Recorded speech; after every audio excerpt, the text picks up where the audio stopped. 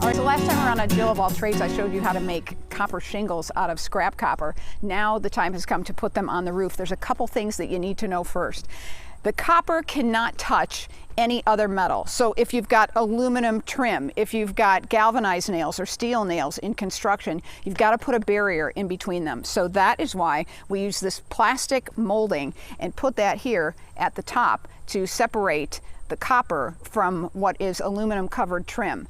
Then we've got ice and water shield on the top of the roof, and that covers the nails there. And anywhere where we would have water issues, drainage issues, we've got this extra little bit of rubberized flashing here at the hips of the roof, at the seams of the ice and water shield, and where the roof meets the wall. So that helps us in terms of water, but it also helps separate the copper from other metals, because it'll cause a galvanic reaction which will deteriorate both of the metals, and we don't want that to happen. We're going to do this with copper roofing nails. These are 1.25" copper roofing nails, and that is the only thing that you should be nailing copper shingles with.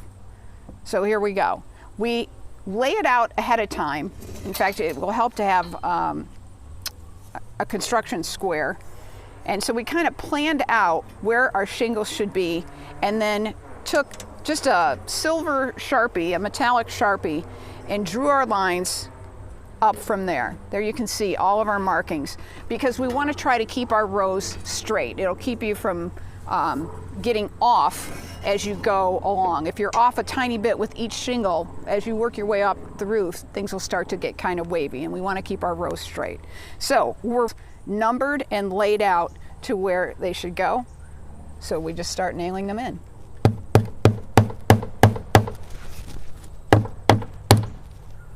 Next one, already laid out on our line. All right, so we've got our starter row of half shingles on. Now we're going to do a flashing piece with a half shingle this way, and then we'll start our row with regular shingles. And we've got this marked exactly where it should go. We're going to interlock it there, so our folds interlock. And we just nail that in. So you put your shingle low and pull it up so that they interlock.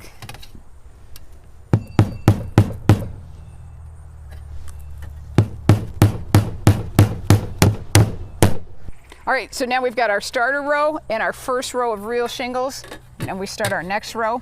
We go shingle first, and again, we want to line up that hole with our markings and then nail that in.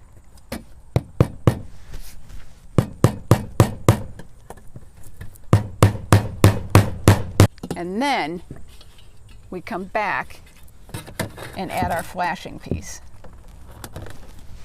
So you can see how our rows are going, and I'm going to go up the rest of the way in the same fashion.